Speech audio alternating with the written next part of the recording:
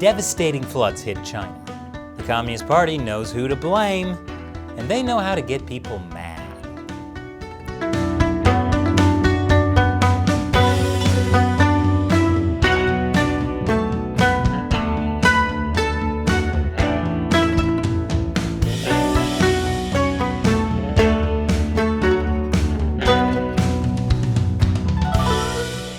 Welcome to China Uncensored. I'm Chris Chappell.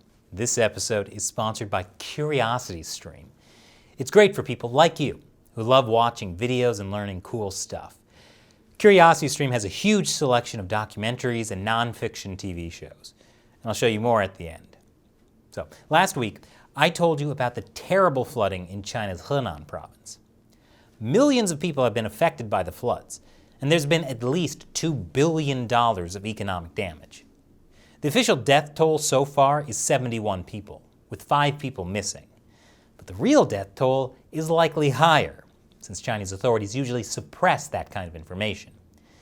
In the aftermath of this tragedy, the Chinese Communist Party knows who to blame for their problems. Foreign reporters. I'll explain why in a moment. But first, we're still learning about the impact of last week's flooding.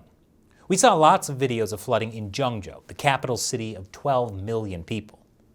But other cities, like Xinjiang, have also been hit with devastating floods. And rural areas have as well. More than 1 million farm animals died in the floods. And since Henan is a huge supplier of pork, the flooding could lead to food shortages down the line. China's social media has played a huge role in response to the floods, helping people share information about the crisis, and even speeding up rescue efforts. People are also using social media to search for missing friends and family, which suggests the official number of only 5 missing people is way too low. So social media can be a huge headache for the Chinese regime. For example, people questioned why authorities weren't more prepared for the flooding. Zhengzhou is part of a project known as Sponge Cities, which were supposed to use sustainable infrastructure to help absorb water and mitigate flooding. It's a huge multi-billion-dollar infrastructure project. So when people started to question the government's response to the floods, including the Sponge City project, they started getting censored. Officials defended the Sponge City project, saying that it wasn't designed to deal with flooding this severe. I mean, the whole point of a massive infrastructure project is that it only works sometimes. Another issue has been the flooding in the Zhengzhou subway. Officially, 14 people drowned in the flooded subway trains, while 500 were rescued. Multiple videos emerged of people standing neck-deep in water. A viral post from someone claiming to be a subway worker accused the Zhengzhou subway authorities of causing the disaster through mismanagement. It was quickly censored. Meanwhile, people put flowers outside the subway station to mourn the people who died. But then authorities put up plastic barricades around the flowers. That image went viral and was widely criticized on social media. That night, Zhengzhou residents took down the barricades and vowed to do it again if authorities replaced them. Authorities did put the barricades back up again, and people took them down again. All of this shows how sensitive natural disasters are for the Chinese Communist Party. But they have a way to deal with these disasters. I'll tell you more after the break. Welcome back. Natural disasters are a problem for the Chinese Communist Party. That's because these events usually expose some kind of incompetence on the part of the local or central authorities. And then people get mad. So when disasters happen, no matter the situation, Chinese state propaganda shifts as quickly as possible to talking about the rescue efforts, especially about how the state is launching massive rescue efforts, or how rescue efforts are accelerating. You get the picture. The state becomes the hero again. In fact, the Chinese Communist Party's censorship instructions explicitly tell media to report like this. We know this because China Digital Times publishes official censorship directives that have been leaked online. Here's an example. Regarding the heavy rain striking Henan and other places, shift the focus of reporting toward post-disaster recovery. Instructions also say to make sure to follow the official statistics on casualties and property damage. Because if you don't, like if you report on the dozens of people looking for missing family members, you might accidentally show the official statistics are a bunch of lies. Chinese people are used to obeying the government, but most people also don't trust the government. When something happens that makes the authorities look bad, many people know the official sources are lying to them. For example, authorities in state-run media claimed that everyone had been rescued from the flooded subway when people were still trapped. Staff at one station told a man all passengers had been evacuated, but had to acknowledge that wasn't true after he started a video call with his wife, who was still trapped on board a train. That's pretty bad, and it makes Chinese people pretty angry.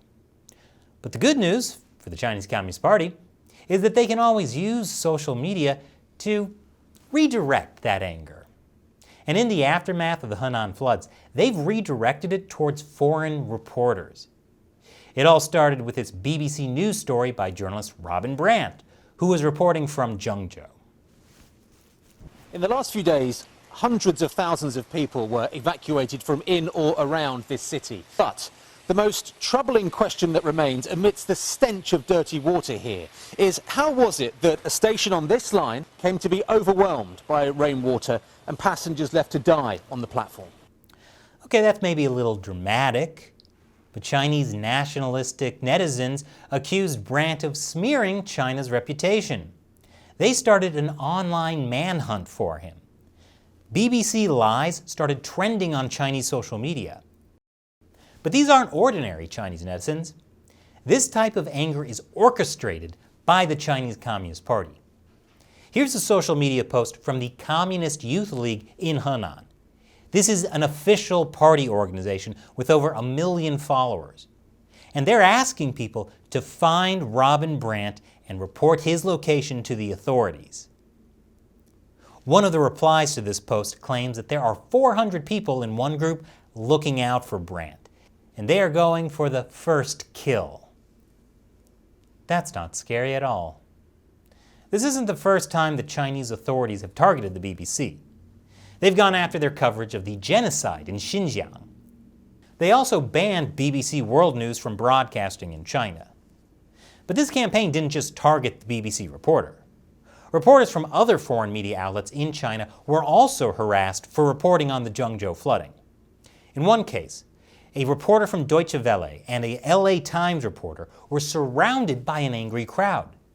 They thought the German reporter was the BBC reporter, Robin Brant. You know what they say, all white guys look alike. The crowd kept pushing the reporter and telling him not to smear China. Once they realized he wasn't Brant, they calmed down, and some of them apologized. And that wasn't the only incident. A reporter from Al Jazeera said people called the police on them while they were filming. The same thing happened to an AP reporter. A netizen called the LA Times reporter a Chinese race traitor. Some reporters said they received threats of violence against their families on their private cell phones.